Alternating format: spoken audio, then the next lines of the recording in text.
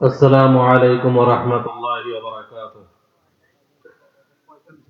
إن الحمد لله نحمده ونستعينه ونستغفره ونعوذ بالله من شرور أنفسنا ومن سيئات أعمالنا. من يهده الله فلا مضل له ومن يضلل فلا هادي له.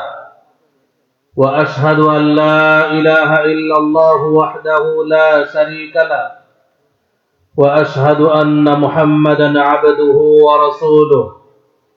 يا أيها الذين آمنوا اتقوا الله حق تقاته ولا تموتن إلا وأنتم مسلمون.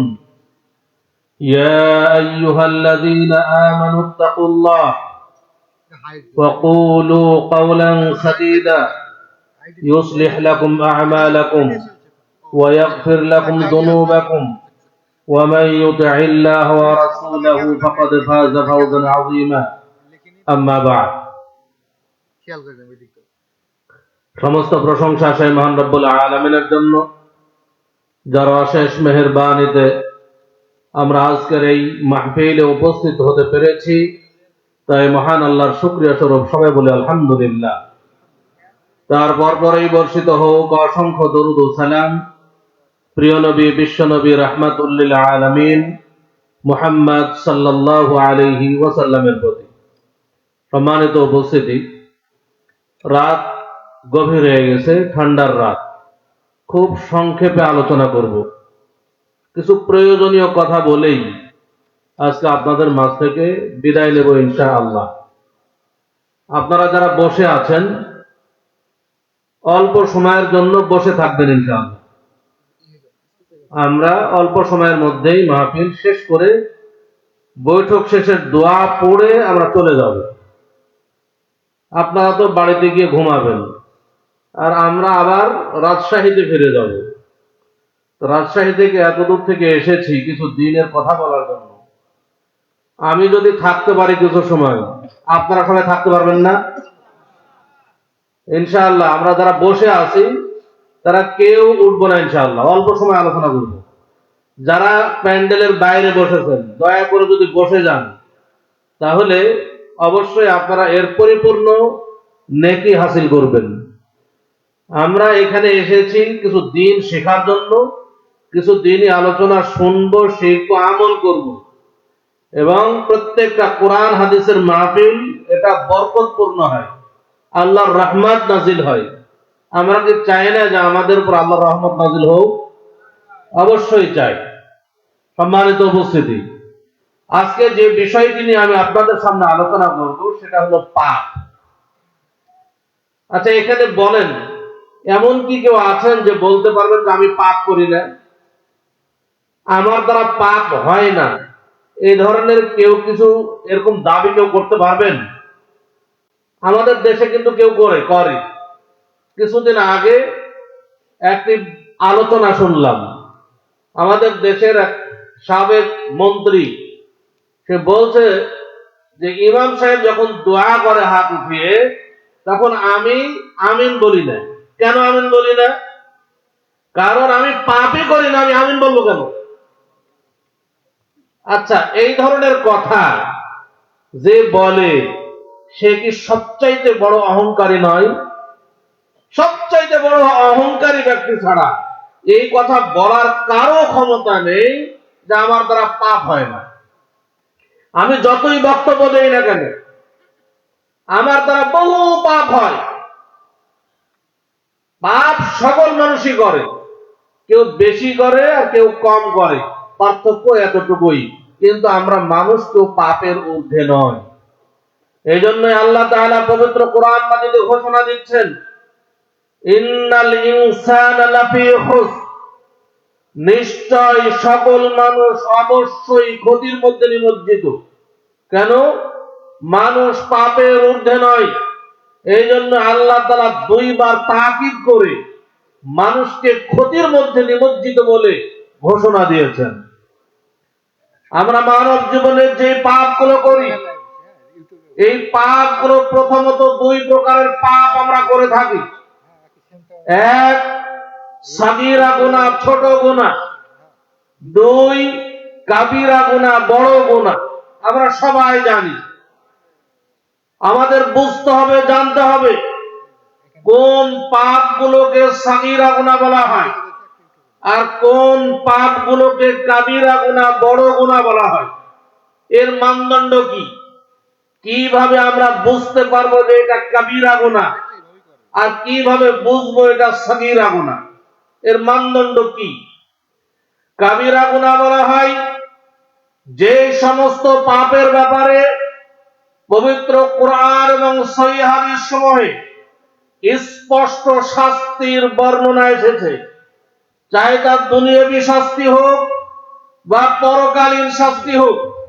যে সকল পাপের ব্যাপারে শাস্তির বর্ণনা এসেছে এই সকল পাপকে বলা হয় কাবীরা গুনাহ। এবং যে সকল পাপগুলোর ব্যাপারে ধিক্কার দেওয়া হয়েছে, যে সকল পাপের ব্যাপারে লানত করা হয়েছে, এই সমস্ত পাপকে কাবীরা গুনাহ বা বড় গুনাহ বলা হয়। আর সাগীরা গুনাহ যে সমস্ত পাপকে পাপ বলে আখ্যায়িত করা হয়েছে কিন্তু কোরআন এবং হাদিসে এই সকল পাপের দুনিয়াবী অথবা পরকালীন কোন শাস্তির বর্ণনা দেওয়া হয়নি, এগুলো হলো সাগীরা গুনাহ। সাগীরা গুনাহ ক্ষমা হবে কিভাবে? সাগীরা গুনাহগুলো আমরা কিন্তু প্রতিনিয়ত উঠতে বসতে বেশিরভাগ সাগীরা গুনাহ ছোট গুনাহ করে থাকি।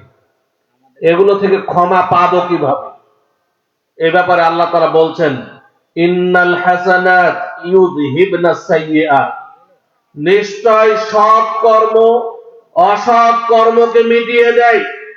আমরা যদি কিছু ভালো আমল করি এর বিনিময়ে সাগীরা গুনাহ ছোট গুনাহগুলো ক্ষমা হয়ে যায়।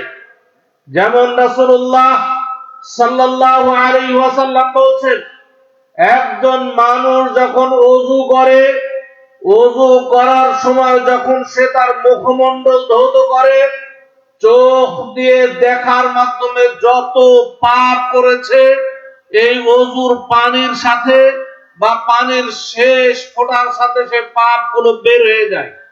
যখন সে তার দুই হাত ধৌত করে ওযুর পানির সাথে বা পানির শেষ ফোঁটার সাথে হাত দিয়ে যত পাপ করেছে এই পাপগুলো বের হয়ে যায়।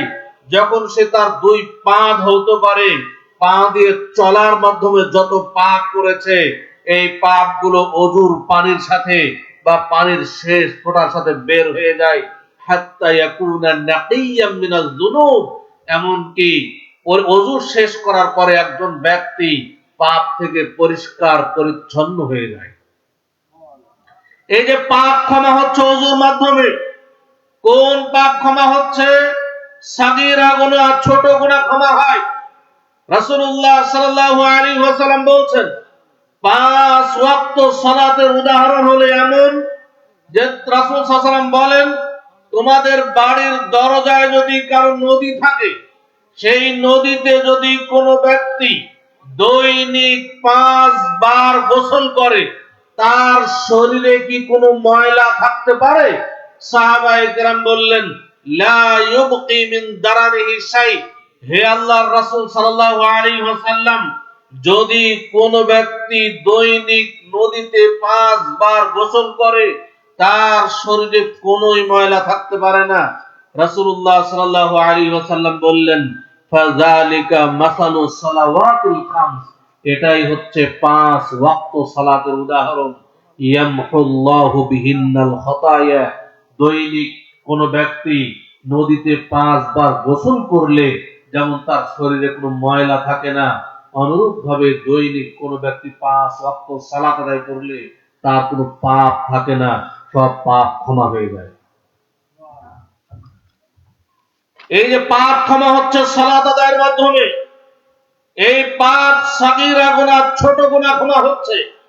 রাসূলুল্লাহ সাল্লাল্লাহু আলাইহি ওয়াসাল্লাম বলছেন, মান সামা রমাদানা ঈমানান ওয়া ইহতিসাবান গুফিরা লাহু মা তাকাদ্দামা মিন যামবি, যে ব্যক্তি ঈমানের সাথে সওয়াবের আশায় রমাদান মাসে সিয়াম পালন করলো, তার পূর্বের সমস্ত গুনাহ ক্ষমা হয়ে যায়, ক্ষমা করে দেওয়া হয়। ওয়ামান কামা রমাদান ঈমানান ওয়া ইহতিসাবান গুফিরা লাহু মা তাকাদ্দামা মিন যামবি। যে ব্যক্তি ঈমানের সাথে সওয়াবের আশায় কিয়ামুল লাইল, সালাতুত তারাবিহ, সালাতুত তাহাজ্জুদ আদায় করে, তার পূর্বের সমস্ত গুনাহ ক্ষমা হয়ে যায়। এই যে পাপ ক্ষমা হচ্ছে, এগুলো সাগীরা গুনাহ ক্ষমা হয়। তাহলে বোঝা যাচ্ছে সাগীরা গুনাহ ক্ষমা হওয়ার জন্য সৎ আমল করতে হবে। কিন্তু কোন আমলকে সৎ আমল বলা হয়? সৎ আমল হলো ওই আমল যে আমলের ব্যাপারে পবিত্র কোরআন এবং সহিহ হাদিসের স্বীকৃতি রয়েছে, অর্থাৎ কবুলযোগ্য সৎ আমল। আল্লাহর নিকটে সৎ আমল কবুল হওয়ার জন্য তিনটি শর্ত রয়েছে। এক, আকীদা সহিহ হতে হবে। দুই, তরিকা পদ্ধতি সহিহ হতে হবে, রাসূলুল্লাহ সাল্লাল্লাহু আলাইহি ওয়াসাল্লামের পদ্ধতিতে সেই ইবাদত হতে হবে। তিন, ইখলাস সহিহ হতে হবে, নিয়ত সহিহ হতে হবে।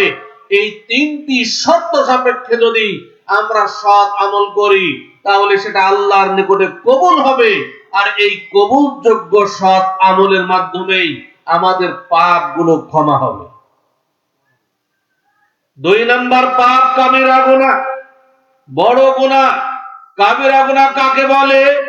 যে সকল পাপের ব্যাপারে পবিত্র কোরআন এবং সহিহ হাদিস সমূহে স্পষ্ট শাস্তির বর্ণনা এসেছে, বা ধিক্কার দেওয়া হয়েছে, বা লানত করা হয়েছে, এই সমস্ত পাপকে বলা হয় কাবিরা গুনাহ, বড় গুনাহ। যেমন পৃথিবীতে সবচেয়ে বড় পাপ শিরক। আল্লাহ তাআলা পবিত্র কোরআন মাজিদে ঘোষণা দিচ্ছেন, ইন্নাহু মান ইউশরিক বিল্লাহ, যে ব্যক্তি আল্লাহর সাথে শিরক করবে, ফাকাদ হারামাল্লাহু আলাইহিল জান্নাহ, আল্লাহ তাআলা তার জন্য জান্নাতকে হারাম করে দিবেন। ওয়া মাওয়াহুন নার, আর তার আশ্রয়স্থল হবে জাহান্নাম। ওয়া মা লিয-যালিমিনা মিন আনসার, আর এইরূপ জালেমদের জন্য কোনো সাহায্যকারী থাকবে না। এই যে শিরককারীর জন্য আল্লাহ তাআলা জান্নাতকে হারাম করে দিয়েছেন, শিরককারীর জন্য জাহান্নাম অবধারিত, অবশ্যই সে জাহান্নামে যাবে। অতএব শিরক হচ্ছে কাবিরা গুনাহ, কারণ তার স্পষ্ট শাস্তির বর্ণনা এসেছে। বিদআত হচ্ছে কাবিরা গুনাহ। রাসূলুল্লাহ সাল্লাল্লাহু আলাইহি ওয়াসাল্লাম বলছেন, একজন বিদআতকারীর ফরজ ইবাদত, নফল ইবাদত, কোন ইবাদতই আল্লাহর নিকটে কবুল হয় না। রাসূলুল্লাহ সাল্লাল্লাহু আলাইহি ওয়াসাল্লাম বলছেন, শাররুল উমুরি মুহদাসাতুহা, সবচাইতে নিকৃষ্ট কাজ হলো দ্বীনের মধ্যে, ইসলামের মধ্যে নতুন কিছু সৃষ্টি করা। ওয়া কুল্লু মুহদাসাতিন বিদআহ, আর দ্বীনের মধ্যে সকল নতুন সৃষ্টি হচ্ছে বিদআত। ওয়া কুল্লু যালালাতিন ফিন্নার, আর সকল বিদআতই হচ্ছে ভ্রষ্টতা, আর সকল ভ্রষ্টতার পরিণাম হলো জাহান্নাম। অতএব একজন বিদআতকারীর পরিণাম হলো জাহান্নাম। এই জন্য বিদআত হচ্ছে কাবিরা গুনাহ, কারণ তার স্পষ্ট শাস্তির বর্ণনা এসেছে।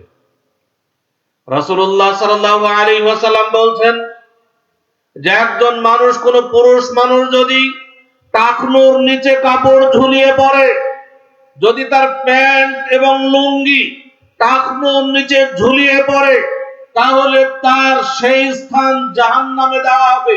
অতএব টাকনুর নিচে কাপড় পরা পুরুষ মানুষের জন্য সাগীরা গুনাহ না কাবিরা গুনাহ? কাবিরা গুনাহ, কারণ তার স্পষ্ট শাস্তির বর্ণনা এসেছে। অতএব টাকনুর নিচে কাপড় পরা যাবে না। পুরুষ মানুষ সর্বদাই টাকনুর উপরে কাপড় পরিধান করবে। বর্তমান জামানার যুব সমাজ সকলেই প্যান্ট পরে টাকনুর নিচে, এমন ভাবে প্যান্ট পরে মনে হয় ঝাড়ু দিয়ে চলে যাবে। এই টাকনুর নিচে যারা প্যান্ট পরছি, সব সময় কাবিরা গুনাতে লিপ্ত আছি। যদি সে তওবা না করে এবং তওবা করে টাকনুর উপর থেকে ওই প্যান্ট কেটে না ফেলে, তাহলে এটাই তার জন্য জাহান্নামে যাওয়ার জন্য যথেষ্ট হয়ে যাবে। সম্মানিত উপস্থিতি, এই পাপটিকে আমাদের বর্তমান জামানায় পাপই মনে করে না। এমনকি কোন যুবক যদি ভুল বুঝতে পেরে টাকনোর ওপর থেকে প্যান্ট কেটে ফেলে আর মুখে সুন্দর দাড়ি রাখে, তাহলে কিছু বখাটে ছেলেরা তাকে জঙ্গি বলে আখ্যায়িত করে, যে দেখো জঙ্গি যাচ্ছে। এ ধরনের ঠাট্টা বিদ্রুপ পর্যন্ত করা হয়। নারীদেরকে বলা হয়েছে পায়ের পাতা পর্যন্ত ঢেকে রাখতে, কিন্তু বর্তমান জামানায় নারীরা কাপড় উঠাইতে উঠাইতে এত দূর পর্যন্ত উঠিয়েছে যে ভাষায় আর প্রকাশ করা সম্ভব নয়। মানুষ ইসলামের বিরুদ্ধে আমল করাকেই পছন্দ করে। শয়তান মানুষের সামনে ইসলামের বিপরীত বিষয়টিকে এমন সুন্দরভাবে উপস্থাপন করে যাতে এই মানুষ শয়তানের প্রতারণার ফাঁদে পা দিয়ে ইসলামের বিরুদ্ধের কাজগুলোকেই ভালো মনে করে। এজন্য আমাদের এই শয়তানের প্রতারণার ফাঁদে পা না দিয়ে আল্লাহর দাসত্ব করতে হবে, আল্লাহর ইবাদত করতে হবে, আল্লাহর দাস মনে করতে হবে নিজেদেরকে সবসময়। আল্লাহ যা আদেশ করেছেন মেনে নেব, যা নিষেধ করেছেন অবশ্যই বর্জন করব। এটা যদি করতে না পারি তাহলে আমাদের জন্য পরকালে জাহান্নাম অপেক্ষা করছে।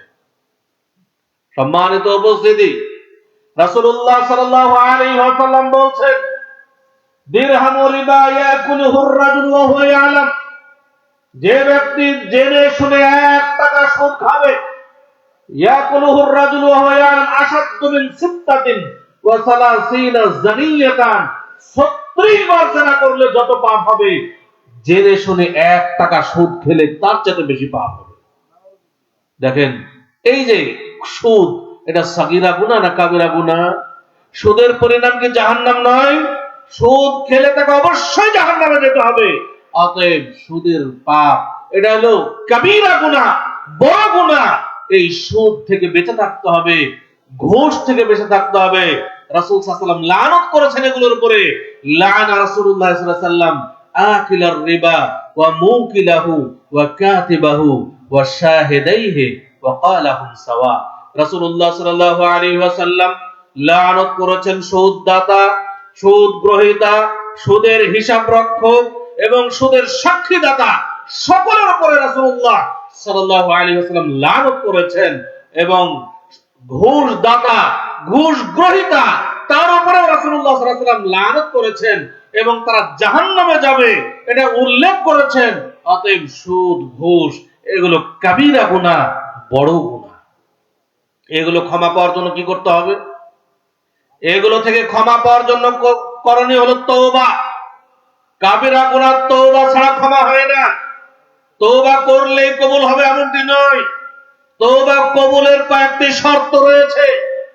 3টি শর্ত সাপেক্ষে তওবা করলে কাবীরা গুনাহ ক্ষমা হবে। 1, আপনি যে পাপ করছেন এই পাপ প্রথমত ছেড়ে দিতে হবে।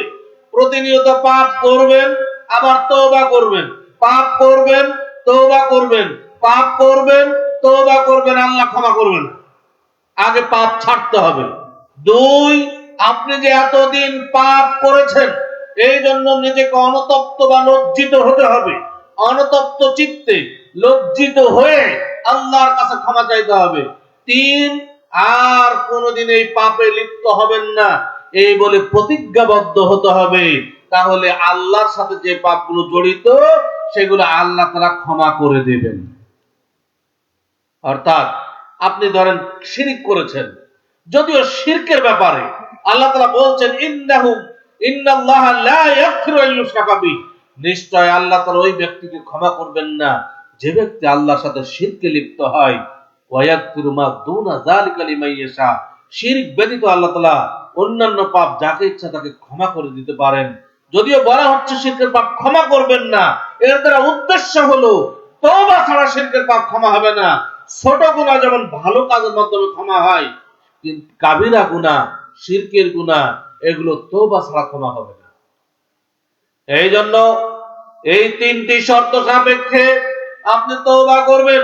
প্রথমত যে পাপ করছেন ছেড়ে দিবেন, তারপরে অনুতপ্ত হয়ে লজ্জিত হয়ে আল্লাহর কাছে বলবেন যে আল্লাহ, আমি এতদিন এই পাপে লিপ্ত ছিলাম, আর কোনোদিন এই পাপে লিপ্ত হব না, আমি প্রতিজ্ঞা করছি, তুমি আমাকে ক্ষমা করো। তখন আল্লাহ তাআলা গফুর, আল্লাহ তাআলা ক্ষমাশীল, আপনাকে ক্ষমা করবেন। এই তিনটি শর্ত ঠিক রেখে তওবা করতে হবে। তবে মনে রাখতে হবে, কাবিরা গুনাহগুলো আবার দুই প্রকার। এক প্রকার কাবিরা গুনাহ যেটা আল্লাহর সাথে জড়িত, দুই প্রকার দ্বিতীয় প্রকার কাবিরা গুনাহ যেটা মানুষের সাথে জড়িত। যেই পাপগুলো আল্লাহর সাথে জড়িত, এই পাপগুলো করার পরে কোন ব্যক্তি যদি ভুল বুঝতে পারে আর সরাসরি আল্লাহর নিকটে ক্ষমা চায়, এই তিনটি শর্ত যা বললাম, এই তিনটি শর্ত ঠিক রেখে যদি আল্লাহর কাছে ক্ষমা চায়, তাহলে যেই পাপগুলো আল্লাহর সাথে জড়িত, এই পাপগুলো আল্লাহ ক্ষমা করবেন। যেমন শিরক আল্লাহর সাথে জড়িত পাপ, অতএব শিরিক করার পরে কেউ যদি ভুল বুঝতে পারে, সরাসরি আল্লাহর কাছে ক্ষমা চায়, আল্লাহ ক্ষমা করবেন। বিদআত আল্লাহর সাথে জড়িত পাপ, যদি কোনো ব্যক্তি বিদআত করে কোন সময় ভুল বুঝতে পারলো এবং সে বিদআত ছেড়ে দিয়ে প্রতিজ্ঞাবদ্ধ হয়ে আল্লাহর কাছে ক্ষমা চাইলো, আল্লাহ তাআলা তাকে ক্ষমা করবেন, কারণ বিদআত আল্লাহর সাথে জড়িত পাপ। যেমন সুদ, এটা আল্লাহর সাথে জড়িত পাপ। যদি কোনো ব্যক্তি সুদ খায়, ভুল বুঝতে পারে, কোন সময় সে আল্লাহর কাছে ক্ষমা চায়, আল্লাহ তাআলা তাকে ক্ষমা করবেন। এগুলো আল্লাহর সাথে জড়িত পাপ। কিন্তু দ্বিতীয় প্রকার পাপ যেটা মানুষের সাথে জড়িত, এই পাপ ভয়ঙ্কর। মানুষের সাথে জড়িত পাপ আল্লাহ তাআলা কখনোই ক্ষমা করবেন না। যার সাথে জড়িত তার থেকে ক্ষমা চাইতে হবে। ওই ব্যক্তি ক্ষমা করলে ক্ষমা হবে, অন্যথায় মানুষের সাথে জড়িত পাপ আল্লাহ তাআলা কখনোই ক্ষমা করবেন না। অনেক মানুষকে দেখা যায় যে তারা তাহাজ্জুদ ছাড়ে না, মাশাআল্লাহ তাহাজ্জুদ পড়েন ঠিকই, রাত্রে কেঁদে কেঁদে চক্ষু ফুলিয়ে ফেলেন, কিন্তু এমন কিছু পাপে লিপ্ত হন যেই পাপগুলো যতই কান্নাকাটি করুন না কেন, যতই তাহাজ্জুদ পড়েন না কেন, আল্লাহ ক্ষমা করবেন না। আপনার টাকা পয়সা বহু আছে, আপনি 50 বার হজ করেন, আর আরাফার ময়দানে কেঁদে কেঁদে চক্ষু ফুলিয়ে ফেলেন না কেন, যেই পাপগুলো মানুষের সাথে জড়িত, এই পাপগুলো আপনাকে আল্লাহ ক্ষমা করবেন না। যার সাথে জড়িত তার থেকে ক্ষমা চাইতে হবে। ওই ব্যক্তি ক্ষমা করলে ক্ষমা হবে, অন্যথায় ক্ষমা হবে না। মানুষের সাথে জড়িত পাপের অন্যতম একটি পাপ হচ্ছে গীবাত, পরনিন্দা করা, মানুষের বদনাম করা। বর্তমান জামানায় এই পাপটিকে মানুষ পাপই মনে করে না। আমরা 2-4 জন এক জায়গায় জমা হলেই একজন আরেকজনের বদনাম করি। আমরা বিশেষ করে মা বোনদের মধ্যে এই পাপটি খুব বেশি। 2-4 জন মা বোন এক জায়গায় বসলেই একজন আরেকজনের বদনাম করি, অথচ এটা এমন একটা পাপ যা মানুষের সাথে জড়িত। যত মানুষের গীবাত করা হয়েছে সকলের থেকেই ক্ষমা চাইতে হবে, তারপরে তারা ক্ষমা করলে ক্ষমা হবে, ক্ষমা না করলে ক্ষমা হবে। আমরা অনেকেই বলি যে আমরা তো সত্য কথাই বললাম, গীবাত কিভাবে হলো? আল্লাহর রাসূল সাল্লাল্লাহু আলাইহি ওয়াসাল্লাম এই গীবাত সম্পর্কে বলছেন, একদা সাহাবায়ে কেরামকে উদ্দেশ্য করে বলছেন, আতাদরুনা মাল গীবা, হে সাহাবীরা তোমরা কি জানো গীবাত কাকে বলে? সাহাবায়ে কেরাম বললেন, আল্লাহু ওয়া রাসূলুহু আ'লাম, আল্লাহ এবং তার রাসূলই ভালো জানেন। গীবাত কি জিনিস তা আমরা জানি না। তখন রাসূলুল্লাহ সাল্লাল্লাহু আলাইহি সাল্লাম বললেন, যিকরুকা আখাকা বিমা ইয়াকরা, তুমি তোমার ভাই সম্পর্কে বা কোন দোষ ত্রুটি, কোন ব্যক্তি সম্পর্কে এমন দোষ ত্রুটি বর্ণনা করলে, এমন কথা বললে যা পরবর্তীতে সে শুনলে অপছন্দ করবে যে আমার নামে এই কথা বলেছে, এটাই হলো গীবাত। তখন এক সাহাবী বললেন, আফারাআইতা ইন কানা ফি আখি মা আকুলু, হে আল্লাহর রাসূল সাল্লাল্লাহু আলাইহি ওয়াসাল্লাম, আমি যেই কথাটা বললাম, কোন ব্যক্তি সম্পর্কে যেই দোষের কথা আমি বললাম, ওই দোষ যদি সত্যই সে করে থাকে, এটা যদি সত্য হয়, তবুও কি গীবাত হবে? তখন রাসূলুল্লাহ সাল্লাল্লাহু আলাইহি ওয়াসাল্লাম বললেন, ইন কানা ফীহি মা তাকুলু ফাকাদ ইকতাবতাহু, তুমি যে দোষ ত্রুটির কথা বললে, এই দোষ ত্রুটি যদি তার মধ্যে থাকে, সেটা যদি সত্য হয়, তাহলেই সেটা গীবাত হবে। ওয়াইন লাম ইয়াকুন ফীহি মা তাকুলু ফাকাদ বাহাত্তাহু, আর তুমি যে দোষটির কথা বললে এই দোষ যদি তার মধ্যে না থাকে তাহলে সেটা গীবাত হবে না, সেটা হবে মিথ্যা অপবাদ। সেটা হবে মিথ্যা অপবাদ। একটা সত্য কথা মানুষের মাঝে বললেন, একজন চুরি করেছে, আপনি মানুষের মাঝে বললেন যে অমুক ব্যক্তি চোর, এটা সত্য কথা। এই সত্য কথা বলার কারণে যদি আল্লাহ আপনাকে ক্ষমা না করেন, তাহলে একজন চুরি করেনি, আপনি বললেন অমুক ব্যক্তি চোর, তাহলে এটা কত বড় পাপ হতে পারে? এটা হলো মিথ্যা অপবাদ। অতএব গীবতের পাপ, মিথ্যা অপবাদের পাপ, এটা মানুষের সাথে জড়িত পাপ, এটা আল্লাহ তাআলা কখনোই ক্ষমা করবেন না। যত মাধ্যমে যেভাবেই হোক না কেন, যত মানুষকে আপনি ঠকিয়েছেন, এটা মানুষের সাথে জড়িত পাপ। অনেক মানুষ তার জমির সমস্যা রয়েছে, তার জমির দলিলের সমস্যা রয়েছে, বিক্রি করে দিয়েছে গোপন রেখে। অনেকে দেখা গেছে ইতিপূর্বে, আগের জামানায় এত জমির কাগজের ব্যাপারে ক্লিয়ারিটি ছিল না। আগে দেখা গেছে একজনের জমি আরেকজন বিক্রি করে দিয়েছে, বাবা জমি বিক্রি করছে, অথচ ওই জমিটি তার ছেলের নামে লেখা আছে। বাবা বিক্রি করে মনে করছে যে আমি এখন বিক্রি করি, আমার সন্তান একটু বড় হলে ওই জমি আবার নিয়ে নেবে। এইভাবে বহু জমি বিক্রি হয়ে গেছে। এই যে বাবা যে প্রতারণা করলো, এই পাপ মানুষের সাথে জড়িত, এই পাপ আল্লাহ কখনো ক্ষমা করবেন না। অনেক বাবা দেখা যায় তার ছেলেদেরকে সম্পদ লিখে দেয়, মেয়েদেরকে সম্পদ থেকে বঞ্চিত করে, এটা মানুষের সাথে জড়িত পাপ। এই পাপ আল্লাহ তাআলা ক্ষমা করবেন না। অনেক ভাইকে দেখা যায় তার বোনের সম্পদ সে অন্যায় ভাবে জোর করে ভক্ষণ করে, বোন সম্পদ চাইতে আসলেই সেই দিন থেকে তার সম্পর্ক নষ্ট হয়ে যায়। এই ভাই তার বোনের হক নষ্ট করেছে, অতএব এই পাপ আল্লাহ ক্ষমা করবে না। এই পাপ যতই আপনি তাহাজ্জুদ পড়েন না কেন, আপনি আপনার সন্তানকে সম্পদ থেকে বঞ্চিত করেছেন, আপনি আপনার ভাইকে সম্পদ থেকে বঞ্চিত করেছেন, আপনি আপনার বোনকে সম্পদ থেকে বঞ্চিত করেছেন। এই পাপগুলো তারা যদি ক্ষমা না করে, আপনি কখনোই ক্ষমা পাবেন না। এই পাপগুলোর শাস্তি কিভাবে হবে, এই পাপগুলোর বিচার কিভাবে হবে, এই সম্পর্কে রাসূলুল্লাহ সাল্লাল্লাহু আলাইহি ওয়াসাল্লামের একটা স্পষ্ট হাদিস সহিহ মুসলিমে এসেছে। রাসূলুল্লাহ সাল্লাল্লাহু আলাইহি ওয়াসাল্লাম একদা সাহাবায়ে কেরামকে উদ্দেশ্য করে বলছেন, আতাদরুনা মাল মুফলিস, হে সাহাবীরা তোমরা কি জানো সবচাইতে অসহায় দরিদ্র নিঃস্ব ব্যক্তি কে? তখন সাহাবায়ে কেরাম বললেন, আল মুফলিসু ফিনা মান লা দিরহাম লাহু ওয়ালা মাতা, আমাদের মধ্যে সবচাইতে অসহায় দরিদ্র নিঃস্ব ব্যক্তি হচ্ছে ওই ব্যক্তি যার ধন সম্পদ কিছুই নেই, সেই ব্যক্তি।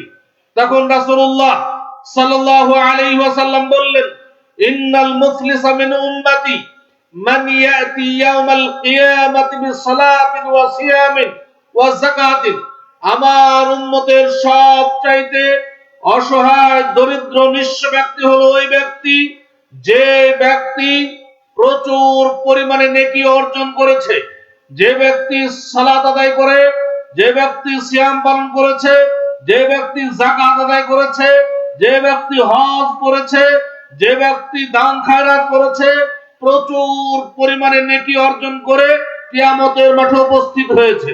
ওয়ায়াতি ক্বাদ শাতামা হাযা ওয়া কাযাফা হাযা ওয়া আকালা মাল হাযা ওয়া সাফাকা দামা হাযা ওয়া দারাবা হাযা।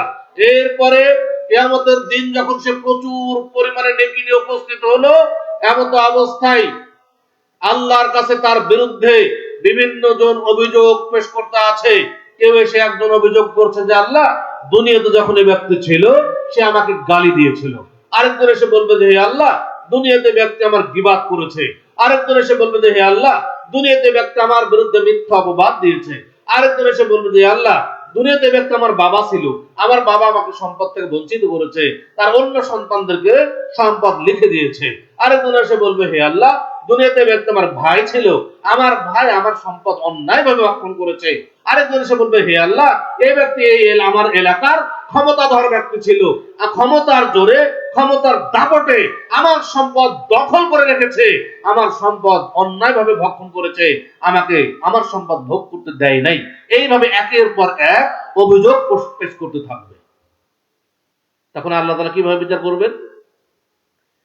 ফায়ুতা হাদা মিন হাসানাতিহি ওয়া হাদা মিন হাসানাতিহি। তখন আল্লাহ তাআলা একের পর এক নেকি দিয়ে পরিশোধ করতে থাকবেন।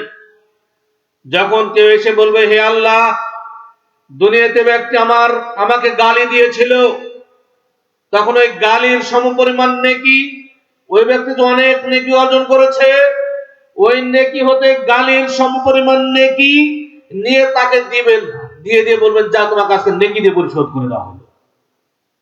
আরেকজন যখন এসে বলবে, হে আল্লাহ, দুনিয়াতে ব্যক্তি আমার গীবাত করেছিল, আবার ওই গীবাতের পরিমাণ নেকি ওই ব্যক্তির থেকে নিয়ে তাকে দিয়ে পরিশোধ করে দিবেন। আরেকজন যখন এসে বলবে, হে আল্লাহ, দুনিয়াতে এই ব্যক্তি আমার বিরুদ্ধে মিথ্যা অপবাদ দিয়েছিল, আমি চুরি করিনি, তারপরে আমাকে বলেছিল সন্দেহ করে যে ব্যক্তি চোর, আবার ওই মিথ্যা অপবাদের পরিমাণের নেকি তার থেকে নিয়ে ওই ব্যক্তিকে দিয়ে পরিশোধ করে দিবেন। এইভাবে একের পর এক নেকি দিয়ে পরিশোধ করতে থাকবেন। ফাইন ফানিয়াত হাসানাতুহু।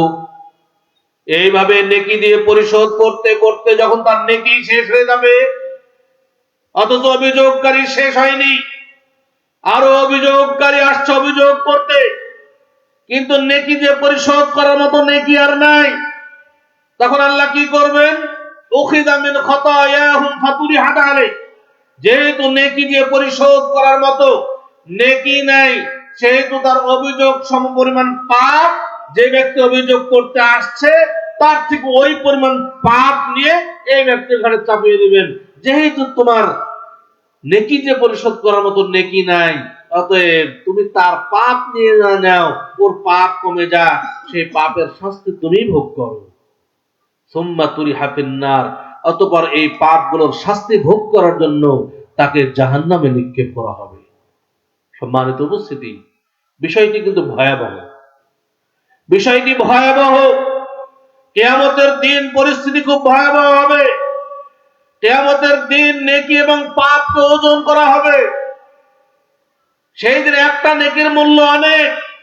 যদি একটি নেকির জন্য আপনার নেকির পাল্লার ওজন কমে যায়, আর যদি আপনি আপনার মাকে বলেন যে মা, তুমি যখন দুনিয়াতে ছিলে তুমি তো সবসময় সর্বদা আমার জন্য জীবন দিতে প্রস্তুত ছিলে, আজকে একটা নেকির জন্য আমি জান্নাতে যেতে পারছি না, তুমি একটা নেকি দিয়ে আমাকে সাহায্য করো। সেই দিন কিন্তু আমার মা, আপনার মা একটা নেকি দিয়ে সাহায্য করবে না। সেই দিন আমার বাবা, আপনার বাবা একটা নেকি দিয়ে সাহায্য করবে না। সেই দিন আমাদের সন্তানাদি একটা নেকি দিয়ে সাহায্য করবে না। সেই দিন আপনার স্ত্রী একটা নেকি দিয়ে সাহায্য করবে না। সেই দিন পরিস্থিতি খুব ভয়াবহ।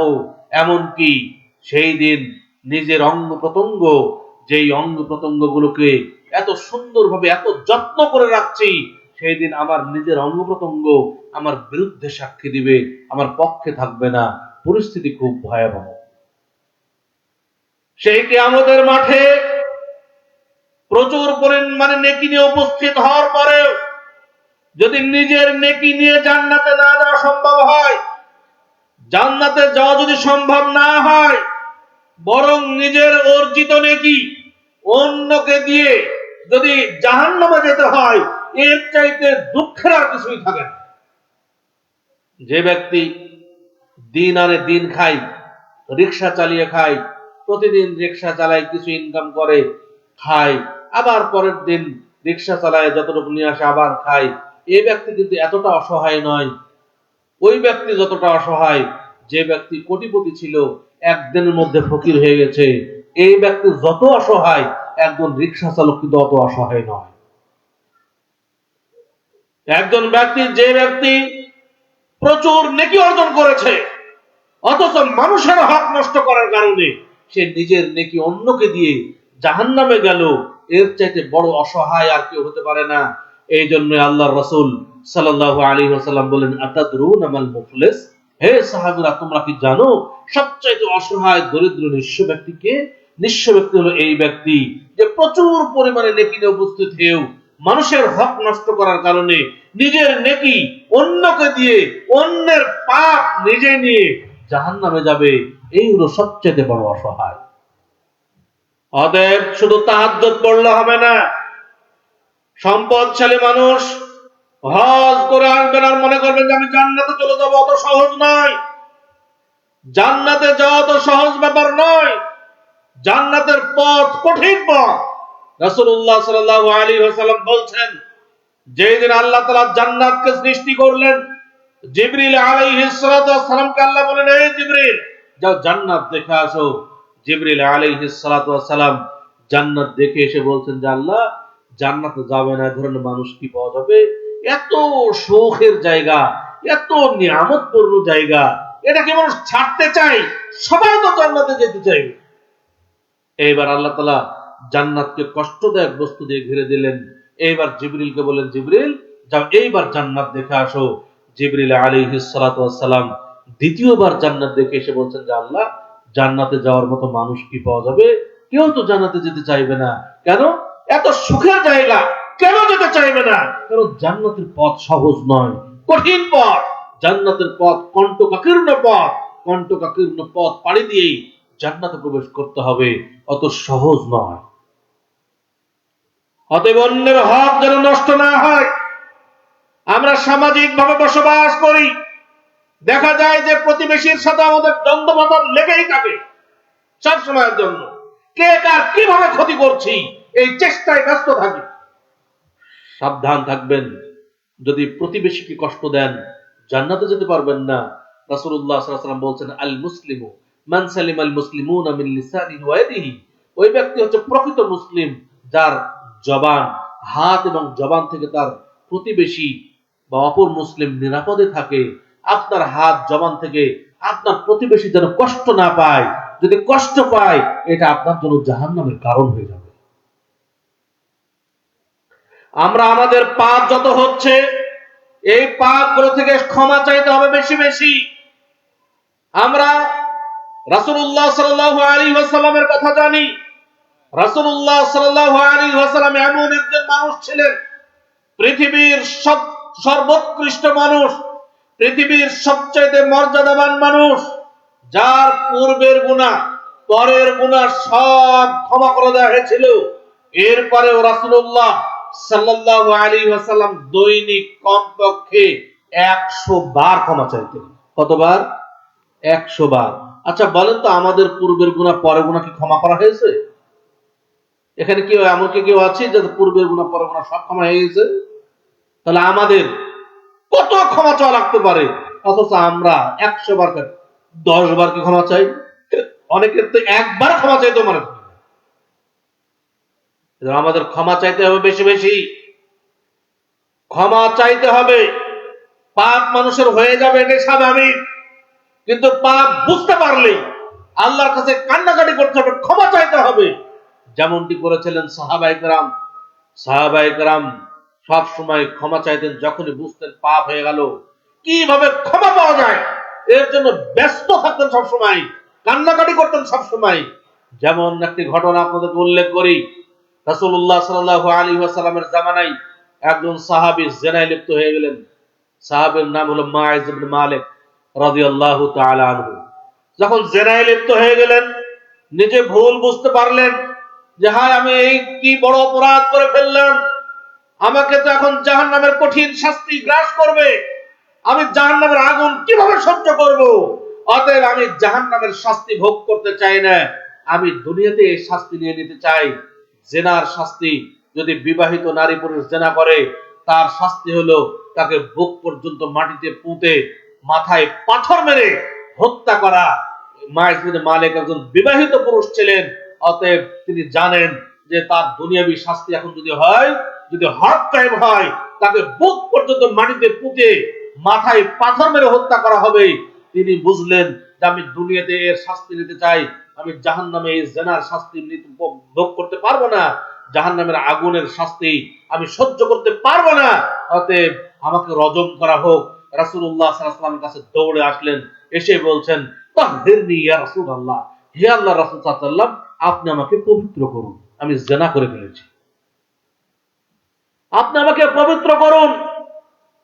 আমি জিনা করে ফেলেছি, অর্থাৎ আমার পুরো হক কায়েম করুন, আমাকে রজম করুন, আমাকে বুক পর্যন্ত মাটিতে পুঁতে মাথায় পাথর মেরে হত্যা করুন, কারণ আমি জাহান্নামের কঠিন শাস্তি ভোগ করার ক্ষমতা রাখি না।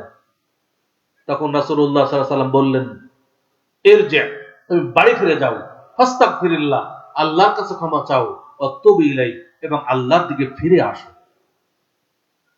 মাইজ ইবনে মালিক ফিরে গেলেন, কিন্তু ফিরে যাচ্ছেন আর ভাবছেন যে আল্লাহর রাসূল তো আমাকে ক্ষমা চাইতে বললেন, আমি ক্ষমা চাইবো ঠিক আছে, যদি আল্লাহ ক্ষমা না করেন তাহলে তো আমাকে জাহান্নামের শাস্তি ভোগ করতে হবে।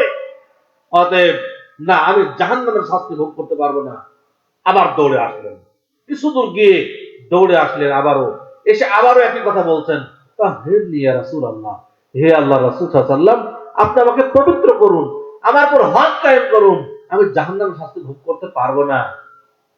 রাসূল সাল্লাল্লাহু আলাইহি ওয়াসাল্লাম দ্বিতীয়বার একই কথা বললেন, ইরজি, তুমি বাড়ি ফিরে যাও, ফাস্তাগফিরিল্লাহ, আল্লাহর কাছে ক্ষমা চাও, ওয়াতুবু ইলাইহি, এবং আল্লাহর দিকে ফিরে আসো।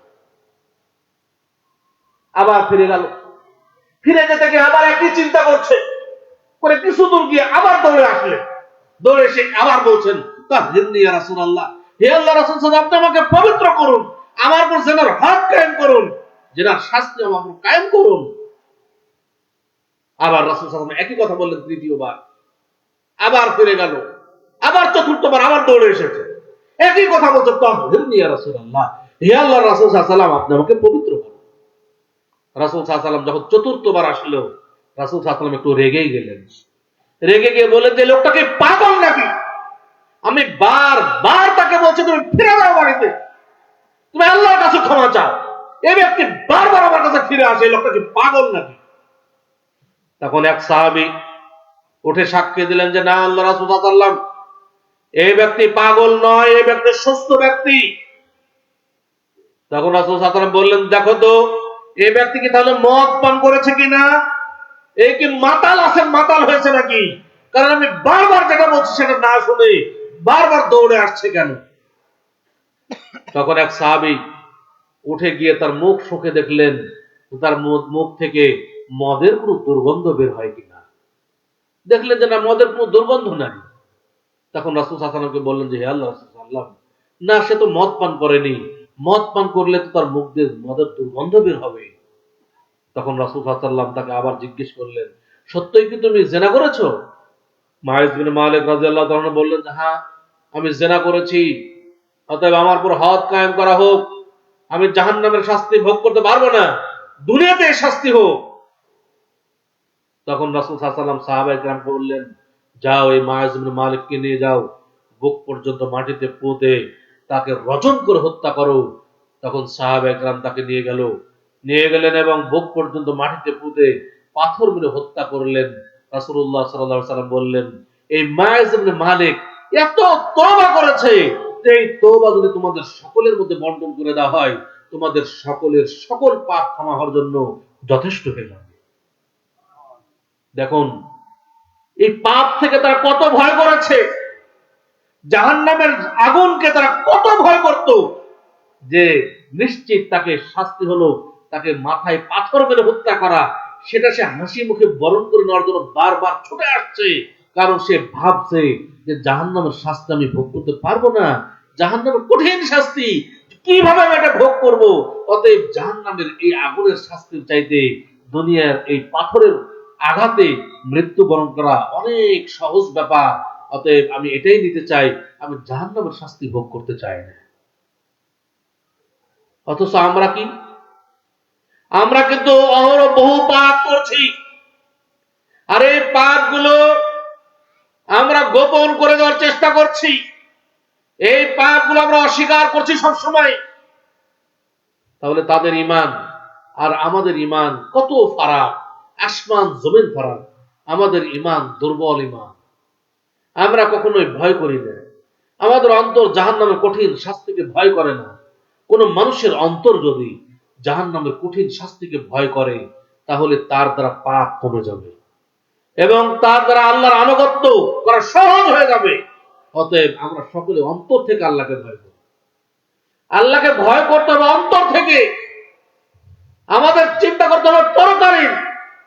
আমরা দুনিয়াতে যারা এসেছি তারা কেউ দুনিয়া অর্জনের জন্য আসেনি। আল্লাহ তাআলা আমাদেরকে দুনিয়া অর্জনের জন্য দুনিয়াতে পাঠাননি। আল্লাহ আমাদেরকে পাঠিয়েছেন আখিরাত অর্জনের জন্য। আল্লাহ তাআলা আমাদেরকে পরকাল অর্জনের জন্য দুনিয়াতে পাঠিয়েছেন। আল্লাহ তাআলা আমাদেরকে তার দাসত্ব করার জন্য পাঠিয়েছেন। দাসত্ব করতে হবে। আল্লাহর দাসত্ব কাকে বলে? দাসত্ব হলো আল্লাহ যা আদেশ করেছেন মেনে নিলাম, যা নিষেধ করেছেন বর্জন করলাম, এর নাম হচ্ছে দাসত্ব। অতএব আমাদের দাসত্ব যেন ঠিক থাকে। এই পৃথিবীতে আল্লাহ তাআলা আমাদেরকে দাসত্ব করার জন্য পাঠিয়েছেন। এরপর আল্লাহ তাআলা আমাদেরকে বিভিন্নভাবে পরীক্ষা করছেন, বিভিন্নভাবে পরীক্ষা নিচ্ছেন, আমাদের ঈমানের পরীক্ষা। এই জন্য দুনিয়াকে বলা হয় দারুল ইমতিহান। দুনিয়া হচ্ছে পরীক্ষার হল। এই পরীক্ষার হলে যে যত ভালো পরীক্ষা দিতে পারবো, যে যত বেশি ভালো পরীক্ষার মানে রেজাল্ট করতে পারবো, সে পরকালকে বলা হয় দারুল জাযা। প্রতিদান লাভের জায়গা হচ্ছে পরকাল। পরকালে সে তত বেশি ভালো প্রতিদান লাভ করবে। অতএব আমরা সবসময় চেষ্টা করি যে আমরা যেন পরীক্ষা, দুনিয়ার এই পরীক্ষায় পাস করি। দুনিয়ার এই পরীক্ষা যদি আমরা ফেল করি, পরকাল ভয়াবহ হবে। দেখেন আজকে আমরা কত মানুষ আমাদের মাঝ থেকে বিদায় নিচ্ছে, কত মানুষ বিদায় নিচ্ছে প্রতিনিয়ত। তরতাজা যুবকরা আমাদের মাঝ থেকে বিদায় নিয়ে নিচ্ছে। আজকেই দুপুরে যার বাড়িতে খাওয়া দাওয়া করলাম, 48 বছরের তাজা যুবক, বামন্দির 48 বছরের তাজা যুবক হঠাৎ গত 3 তারিখে মৃত্যুবরণ করেছেন। আমরা গিয়ে তার স্ত্রী সন্তানদেরকে কিছু সান্ত্বনা এর বাণী শুনিয়ে আসলাম। এই যে তরতাজা যুবক, যে অত্যন্ত দাপটে যুবক ছিল, কিন্তু হঠাৎ দুনিয়া থেকে বিদায় নিয়ে নিল। আমি আপনি এই মাহফিল থেকে বাড়ি ফিরে যাব, এই গ্যারান্টি কিন্তু আমরা কেউ দিতে পারবো না। এখনই কিন্তু মৃত্যু চলে আসতে পারে। মৃত্যু চলে আসলে সব শেষ। তাহলে আমরা দুনিয়াতে কিসের জন্য আমরা এত কিছু করছি? অতএব আমরা সবাই বিবেকবান মানুষ, আমাদের বিবেককে একটু জাগ্রত করি, পরকালকে প্রাধান্য দেই। দুনিয়াতে যে পাপগুলো হচ্ছে, এই পাপের জন্য সবসময় আল্লাহর কাছে ক্ষমা চাই। যদি কোনো মানুষের হক নষ্ট করে থাকি, অবশ্যই অবশ্যই মানুষের হক তার কাছে ফিরিয়ে দেই। যার হক নষ্ট করা হয়েছে তাকে ফিরিয়ে দেয় এবং তার থেকে ক্ষমা চাই।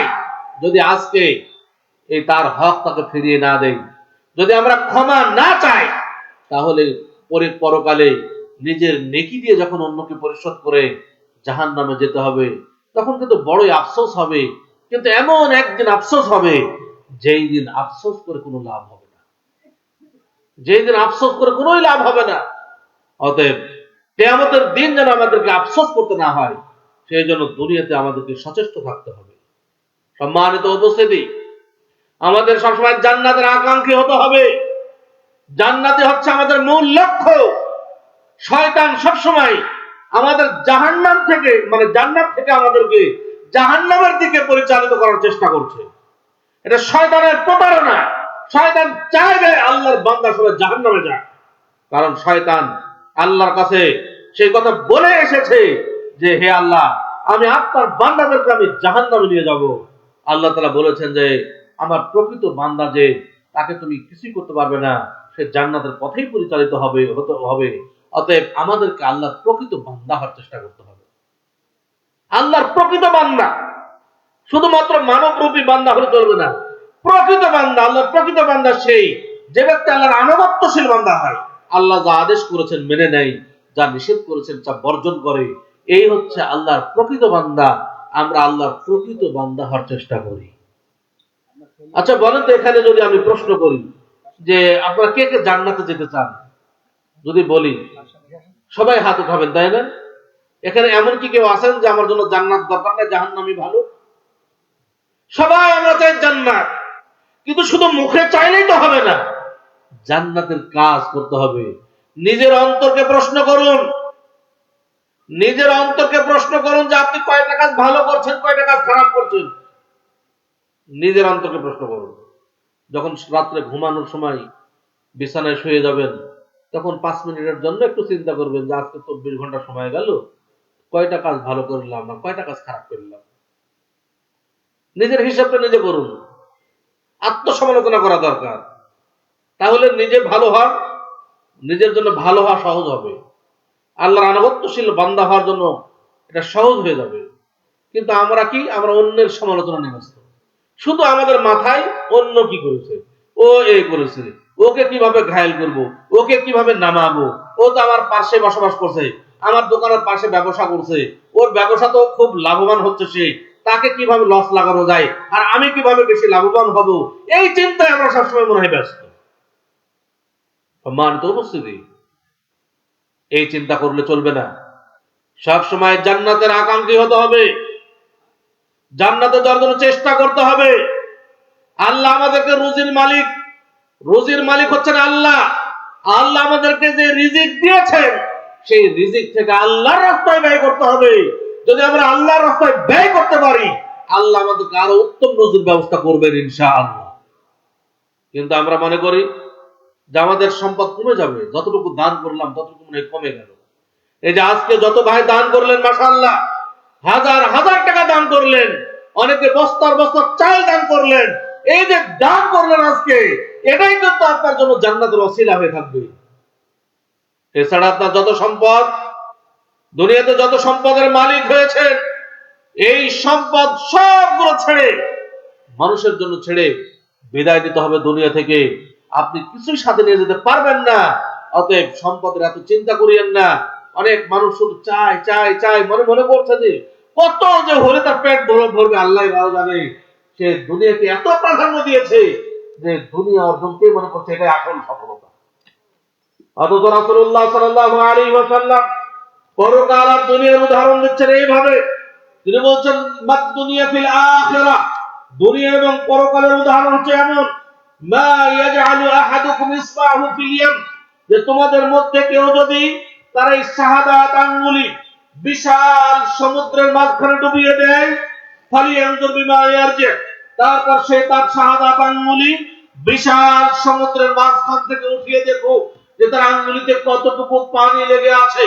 বিশাল সমুদ্রের পানি যদি একদিকে রাখা হয়, আর আঙ্গুলিতে লেগে থাকা এক ফোঁটা পানি যদি একদিকে রাখা হয়, এই এক ফোঁটা পানির কি কোনো মূল্য থাকবে?